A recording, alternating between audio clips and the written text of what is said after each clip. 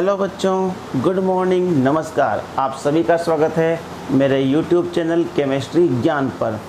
तो बच्चों, आज हम सबसे पहले पढ़ते हैं ग्राम इक्विवेलेंट। ग्राम इक्विवेलेंट बच्चों, हम इसको शॉर्ट में EQ भी लिखते हैं। ठीक है, होता क्या है इस बात को समझेंगे। देखो बच्चों, जैसे हम मोल निकालते हैं, मोल, और मोल क्या है? एक नंबर है। उसी टाइप से ग्राम इक्विवेलेंट भी क्या है? एक नंबर है। क्या है? एक नंबर। अब आप लोग मोल कैसे निकालते हो? क्या करते हो? अगर आपको मास गिवन हो तो मोल निकालने के लिए आप लोग क्या करते हो? Given mass upon molar mass, या मैं इसको अगर शॉर्ट में लिखूं तो क्या लिख सकता हूं? Weight upon molecular weight. बच्चों, ठीक उसी टाइप से ग्राम इक्विवेलेंट भी निकाला जाता है। मोल निकालने के लिए हमने मोलर मास से डिवाइड किया, तो उसी प्रकार से ग्राम इक्विवेलेंट निकालने के लिए गिवन मास को इक्विवेलेंट मास से डिवाइड किया जाता है। अगर मैं इसको शॉर्ट में लिखूं क्या लिख सकता हूं? वेट अपॉन इक्विवेलेंट वेट, और क्या आ जाएगा हमारे पास? EQ। ठीक बच्चों, मोल निकालना है, वेट अपॉन मोलर वेट या मोलर मास। इसी प्रकार से ग्राम इक्विवेलेंट निकालने हैं तो वेट अपॉन इक्विवेलेंट वेट। और बच्चों, इक्विवेलेंट वेट कैसे निकालते हैं? मैंने कल आपको बताया था कि अगर हमारे पास मॉलिक्यूल है तो मॉलिक्यूलर वेट शॉर्ट में क्या लिख सकता हूँ? MW divided by valence factor. इस वैल्यू को मैं यहाँ रख दूँ EQ, तो EQ क्या हो गए? Weight upon molecular weight upon valence factor. तो वैलेंस फैक्टर कहाँ चला जाएगा? ऊपर आ जाएगा। और इस वैल्यू को हम क्या कहते हैं? मोल। ये वैल्यू क्या है बच्चों हमारे पास? मोल। तो बच्चों, EQ यानी कि ग्राम इक्विवेलेंट और मोल के बीच में ये क्या आ गया? रिलेशन आ गया।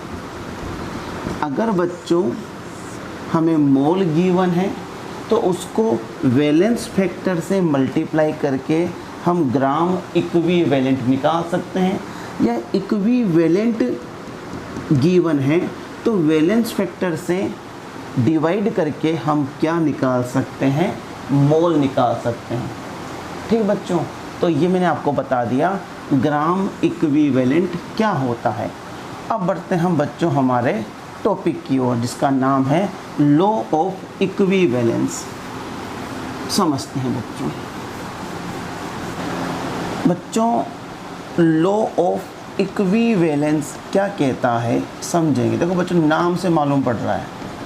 लॉ ऑफ इक्विवेलेंस ये कहता है कि अगर मान लो कोई भी केमिकल रिएक्शन हो, कोई भी, ठीक है, ये बन रहे हैं इसके अंदर प्रोडक्ट, ये लो, ठीक। तो बच्चों, ये कहता है कि किसी भी केमिकल रिएक्शन में number of gram equivalent of reactant and product are equal. Product और रिएक्टेंट के ग्राम इक्विवेलेंट EQ सभी के, रिएक्टेंट के और प्रोडक्ट के, क्या होते हैं? इक्वल होते हैं। बच्चों याद रहे, मैंने कभी ये नहीं कहा कि मोल इक्वल होते हैं। मोल तो डिफरेंट हो सकते हैं। जैसे कि मान लो कोई केमिकल रिएक्शन है H2 + O2 2H2O, तो यहाँ पर जब हम मोल की बात करेंगे तो इन सब के मोल इक्वल नहीं होते। अकॉर्डिंग टू इक्वेशन मालूम पड़ रहा है कि 2 मोल तो H2 के हैं, 1 मोल O2 का और 2 मोल H2O के। लेकिन अगर मैं बात करूं ग्राम इक्विवेलेंट की, तो केमिकल रिएक्शन में जो ग्राम इक्विवेलेंट है रिएक्टेंट का और प्रोडक्ट का हमेशा क्या होता है, इक्वल होता है। तो बच्चों अकॉर्डिंग टू लॉ हम क्या लिख सकते हैं कि EQ of A is equal to EQ of B is equal to EQ of C, बच्चों यहाँ पर C है, is equal to EQ of D। अब बच्चों ये EQ कैसे निकालते हैं, मतलब EQ का मतलब यही तो हुआ कि weight of A upon equivalent weight of A is equal to weight of B upon equivalent weight of B is equal to weight of C equivalent weight of C is equal to weight of D equivalent weight of D। क्योंकि EQ कैसे निकाला जाता है, given weight upon equivalent weight. तो बच्चों इसका मतलब ये सभी क्या होते हैं, इक्वल होते हैं। ये हमें कौन बताता है, लॉ ऑफ इक्विवेलेंस। ये बच्चों हमारे आगे काम आएगा, ये एक केमिस्ट्री का कंसेप्ट है। तो बच्चों इसके बेसिस पर ये हुआ कि हम किसी भी केमिकल रिएक्शन के रिएक्टेंट और प्रोडक्ट के EQ को बराबर कर सकते हैं, क्योंकि हमें मालूम पड़ गया कि किसी भी केमिकल रिएक्शन में रिएक्टेंट और प्रोडक्ट इनके जो EQ है, EQ बोले तो ग्राम इक्विवेलेंट, वो बराबर होते हैं। ये बराबर होते हैं मतलब WA upon EA is equal to WB upon EB। लेकिन बच्चों एक बात याद रखना, जैसे मान लो मेरे पास कोई रिएक्शन है A plus B C plus D। अब मेरे पास इसके हैं 3 EQ। कितने EQ है, 3, और इसके हैं 2 EQ, ठीक है। और इन दोनों के बीच हमने क्या करवा दी, केमिकल रिएक्शन। अब आप कहोगे कि सर अभी तो आपने कहा था कि जो EQ होते हैं केमिकल रिएक्शन में रिएक्टेंट के और प्रोडक्ट के, वो हमेशा क्या होते हैं, बराबर। लेकिन यहाँ तो आपने क्या लिए, डिफरेंट। हाँ बच्चों, हम डिफरेंट ले सकते हैं, हम ज़्यादा या कम ले सकते हैं, लेकिन जो केमिकल रिएक्शन में पार्टिसिपेट करेंगे वो हमेशा बराबर होंगे और जो बनेंगे वो हमेशा बराबर होंगे। अब कितने पार्टिसिपेट करेंगे इस बात को समझना, हमेशा उतने ही EQ रिएक्शन में जाते हैं जो कम होते हैं। यहाँ पर कम EQ किसके हैं, B के। इसका मतलब इसके 2 EQ इसके 2 EQ के साथ रिएक्ट करेंगे और C के 2 EQ और D के भी 2 EQ बनाएंगे। हो गए ना बराबर, ठीक है। हम चाहें, मैं दोबारा इस बात को रिपीट कर रहा हूँ, बाद में ये बात हमारे बहुत काम आने वाली है। हम चाहें तो A और B के EQ कम या ज़्यादा मिला सकते हैं, लेकिन जो रिएक्शन में पार्टिसिपेट करेंगे वो हमेशा इक्वल करेंगे और जो प्रोडक्ट बनेगा वो भी हमेशा इक्वल ही बनेगा। जितना हम जिसके EQ कम होते हैं उतने ही EQ पार्टिसिपेट करते हैं और इतने ही EQ बनते हैं। जैसे मैं लिख सकता हूँ, इन रिएक्शन क्या होगा,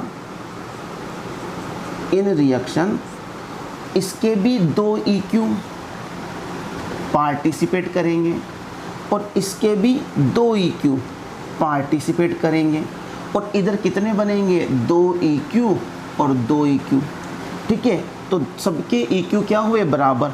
कितना EQ बच गया इसका, 1 EQ। इसका कितना बच गया, 0। और इनके कितने बन गए, 2 EQ 2 EQ।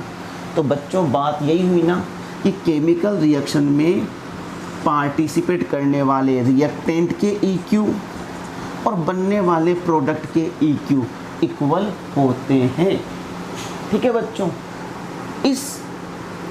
इस कंसेप्ट से बच्चों हमारे बहुत सारे क्वेश्चन सोल्व होंगे बड़े इजी वे में। तो अब हम आते हैं बच्चों कुछ मेथड्स पर। अब बच्चों हमारा टॉपिक है methods for determination of equivalent weight, equivalent weight. देखो बच्चों, आपको मैंने इक्विवेलेंट वेट निकालना सिखाया था, एसिड का, बेस का, आयनिक कंपाउंड का, आयंस का।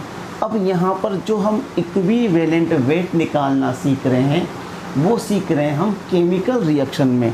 और हमारे पास सबसे पहला जो मेथड है वो है hydrogen displacement method,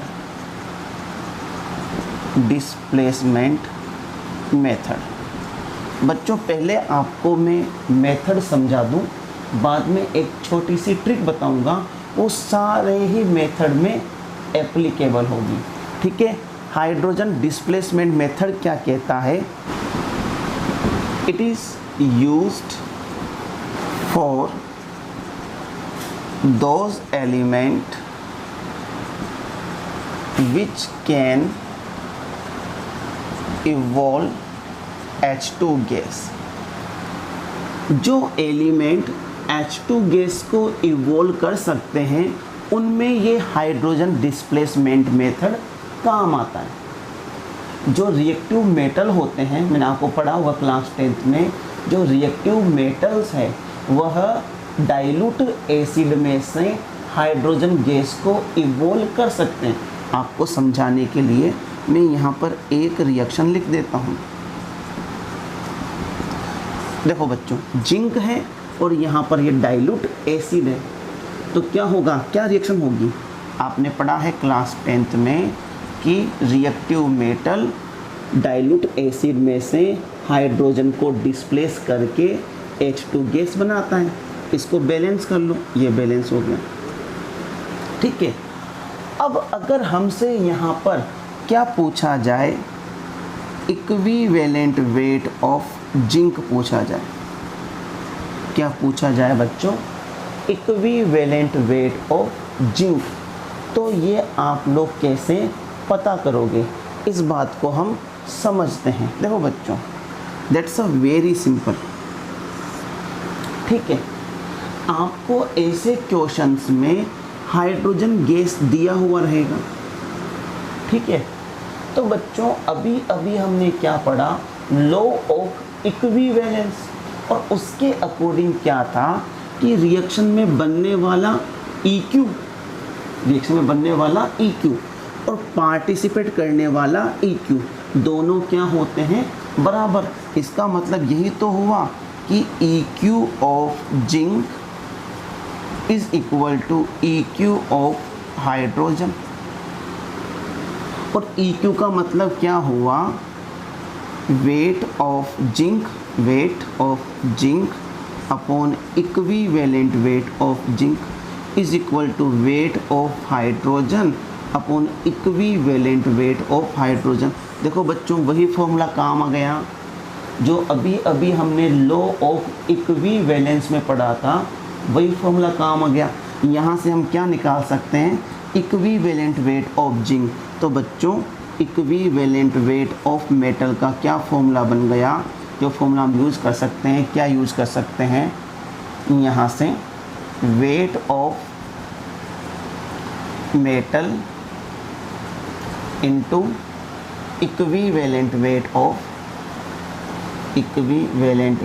of hydrogen upon weight of H2।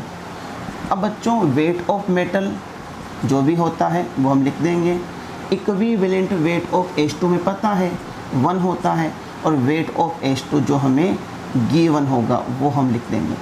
तो बच्चों ये हो गया इक्विवेलेंट वेट ऑफ मेटल। बड़ा सिंपल तरीका हो गया बच्चों।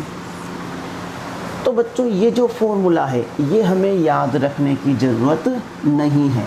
हमें जैसे ही ऐसा कोई क्वेश्चन दिखाई देगा जिसमें हाइड्रोजन गैस इवॉल्व हो रही होगी और हमसे क्या पूछा जाएगा, इक्विवेलेंट वेट ऑफ जिंक, तो सीधा हमें ये वाली इक्वेशन लगा देनी है, क्योंकि हमें पता है according to law of equivalence कि किसी भी केमिकल रिएक्शन में रिएक्टेंट और प्रोडक्ट इन सब के ग्राम इक्विवेलेंट बराबर होते हैं। EQ of zinc is equal to EQ of H2।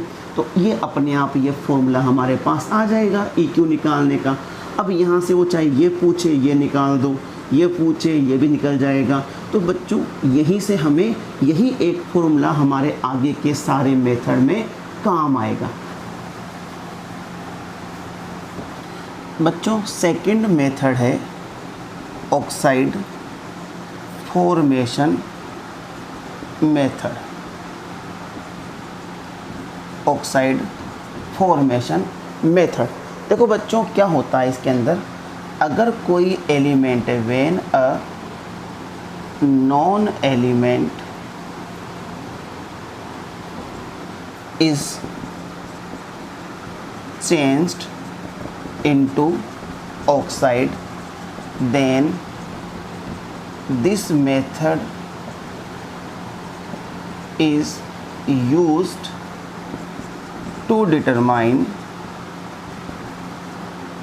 equivalent weight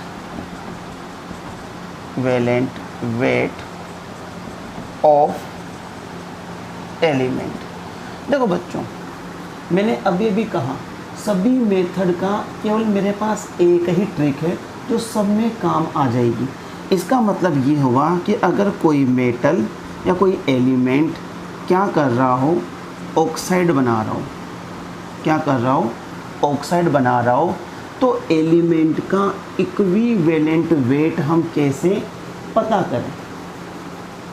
ठीक है, तो बच्चों देखो बच्चों अभी अभी मैंने क्या कहा कि जो EQ होते हैं, जो केमिकल रिएक्शन में जो EQ होते हैं वो सबके क्या होते हैं, इक्वल होते हैं। इसका मतलब ये हुआ कि हमें जिसका वेट गिवन हो उन दोनों का वेट लो अपॉन नीचे क्या लो, इक्विवेलेंट वेट से मान लो मुझे इसका वेट गिवन है, इसका वेट गिवन है M का, माना कि W1, और मुझे इसका वेट गिवन है W2, और मुझसे क्या पूछा जाए, इसका इक्विवेलेंट वेट। तो मैं यही तो कहूँगा according to law of equivalence EQ of M is equal to EQ of MO2। तो क्या बन जाएगा, अगर इसका W1 है तो EQ कैसे निकालेंगे हम, गिवन वेट अपॉन इसका equivalent weight, given weight upon इसका इक्विवेलेंट वेट। ठीक है, और जो हमसे पूछा है, हमसे अगर मेटल का इक्विवेलेंट वेट पूछा है तो E1 निकाल लेंगे। अगर हमें इसका इक्विवेलेंट वेट गिवन है और MO2 का पूछा है तो इसका निकाल लेंगे। अगर हमें MO2 ना देकर वो हमें क्या दे देता, W2, ये O2 दे देता, इसको हम क्या मानते हैं W2, तो उस कंडीशन में फॉर्मूला चेंज हो जाता। उस कंडीशन में ये हो जाता EQ of M is equal to EQ of O2। तब क्या हो जाता, W2 अपॉन E2। तो बच्चों ये फॉर्मूला हमारा हर जगह काम आ सकता है। कोई भी आपको जो वैल्यू गिवन हो, एक वैल्यू गिवन हो और दूसरी निकालनी हो इक्विवेलेंट वेट में, तो आप दोनों के EQ को बराबर कर दो। और दोनों का EQ बराबर कैसे होगा, फॉर्मूला है हमारे पास, given weight upon equivalent weight. ध्यान रहे इस कंडीशन में जब आप बराबर करते हो तो स्टोइकियोमेट्रिक कोफिशिएंट को नीचे लाने की ज़रूरत नहीं है, वो हम मोल मेथड में किया करते थे, ये मोल मेथड नहीं है। ठीक है, ये लॉ ऑफ इक्विवेलेंस है। तो बच्चों यही फॉर्मूला यहाँ पर भी काम आ जाएगा। ठीक है, चलो अब हम बात करते हैं तीसरे मेथड की। तीसरा मेथड हमसे क्या बोलता है, तीसरा मेथड बच्चों क्या है, क्लोराइड फॉर्मेशन मेथड। सेम वैसे ही है जैसे अभी अभी हमने क्या पढ़ा, ऑक्साइड फॉर्मेशन मेथड पढ़ा। वहाँ पर ऑक्साइड बन रहा था और यहाँ पे क्या बनेगा, क्लोराइड बनेगा। तो हमें जिसका, जैसे मान लो मुझसे किसका इक्विवेलेंट वेट पूछा गया है, M का, तो कैसे पता करूँगा भाई मैं, अब बताओ आप लोग, ईजी हो गया ना अब तो। इक्विवेलेंट वेट पूछा है किसका, इसका, बन क्या रहा है MCl2, हमें पता है। किसी भी केमिकल रिएक्शन में ग्राम इक्विवेलेंट रिएक्टेंट के और प्रोडक्ट के इक्वल होते हैं। मतलब क्या हुआ, EQ of M is equal to EQ of MCl2। तो सीधा वही वाला फॉर्मूला, माना कि इसका वेट W1 है तो W1 upon E1 is equal to W2 upon E2। Chlorine का हमें पता होता है 35.5, जिसका निकालना है M का, उसका हमने क्या मान लिया, E1। ठीक है, तो इसका वेट ले लो, upon equivalent weight find out करना है, E1 मान लिया। इसका वेट आपको क्वेश्चन में गिवन रहेगा और इसका E2 निकालना है। अब इसका E2, इसका इक्विवेलेंट वेट क्या होगा, इसका तो हमें पता ही नहीं है ना क्या होगा, इसका तो निकालना है। तो इसका जो इधर माना है हमने, क्या माना है, E, तो इसका E मान लो, E प्लस, और इसका कितना होता है 35.5। तो मैं चाहूँ तो यहाँ क्या लिख सकता हूँ, W1 अपॉन E, इसका मैंने E मान लिया, W2 अपॉन E प्लस 35.5। बच्चों ये बात समझ में आई क्या? मुझे किसका इक्विवेलेंट वेट चाहिए था, MCl2 का। तो M का मुझे पता नहीं था, इसका तो निकालना है, तो उसको हमने क्या माना हुआ है, E। और क्लोरीन का पता है कितना होता है 35.5, लिखा है ना मैंने डेफिनेशन में। इक्विवेलेंट वेट, हाइड्रोजन का 1, क्लोरीन का 35.5, सिल्वर का 108 और ऑक्सीजन का 8 होता है। तो ये लो, ये फॉर्मूला यूज़ करेंगे और हमारे पास इक्विवेलेंट वेट आ जाएगा। चलो बच्चों आते हैं फोर्थ मेथड पर। पहले बच्चों हम एक बार मेथड कर लेंगे सारे, उसके बाद कल हम केवल न्यूमेरिकल प्रैक्टिस करेंगे। मेथड बच्चों सब में एक ही फॉर्मूला यूज़ हो रहा है, मेथड अलग अलग है बट फॉर्मूला तो सेम है। तो बच्चों अब हम देखते हैं फोर्थ मेथड, ये क्या है इसको समझेंगे। Metal to metal displacement reaction. बच्चों ये रिएक्शन आपने क्लास 10th में पढ़ी होगी, वहाँ पर आपने इसको कहा होगा सिंगल डिस्प्लेसमेंट। मतलब क्या होता है, जैसे मान लो ये जिंक है, zinc is more reactive than copper. तो जिंक क्या कर सकता है, इस कॉपर को यहाँ से डिस्प्लेस कर सकता है और इस प्रकार से जिंक सल्फेट बना सकता है। तो बच्चों अगर मान लो आपको इक्विवेलेंट वेट ऑफ जिंक निकालना है, ठीक है, ये आपसे पूछा गया है और आपको इसका वेट W1 गिवन है और मानो इसका गिवन है, तो वेरी सिंपल वही तरीका, दोनों के जो EQ है वो तो बराबर होते हैं। किसी भी केमिकल रिएक्शन में EQ ऑफ रिएक्टेंट और EQ ऑफ प्रोडक्ट हमेशा इक्वल होते हैं। अब बच्चों आपके मन में ये क्वेश्चन भी आ सकता है कि सर अभी तो आपने कहा कि रिएक्टेंट के EQ कम ज़्यादा भी हो सकते हैं। हाँ, जब हम मिक्स करते हैं तो कम ज़्यादा हो सकते हैं, लेकिन जब वो केमिकल रिएक्शन में जाते हैं तो हमेशा इक्वल बराबर ही जाते हैं। तो जब भी आपको क्वेश्चन में वो पूछेगा तो कभी भी वो कम ज़्यादा नहीं करेगा, वो हमेशा आपको इक्वल EQ ही देगा। इसलिए आपको वहाँ पर टेंशन करने की ज़रूरत नहीं है, आपको बेझिझक EQ इक्वल कर देने हैं। और जब EQ इक्वल हो गए तो W1 upon E1, W2 upon E2। इसका इक्विवेलेंट वेट पूछा है तो E1 मान लिया, आ जाएगा। इसका इक्विवेलेंट वेट आपके पास हो जाएगा। ठीक है बच्चों, तो ये वाला फॉर्मूला हर जगह काम आ सकता है। एक लास्ट मेथड है, फॉर्मूला सेम ही होगा लेकिन मेथड हम देख लेते हैं। नाम सुना होगा आपने, double displacement reaction. Double displacement reaction, इसमें क्या होता है, जैसे मान लो AB प्लस CD, तो क्या होता है, एक्सचेंज ऑफ आयन होता है ना, तो AD प्लस BC।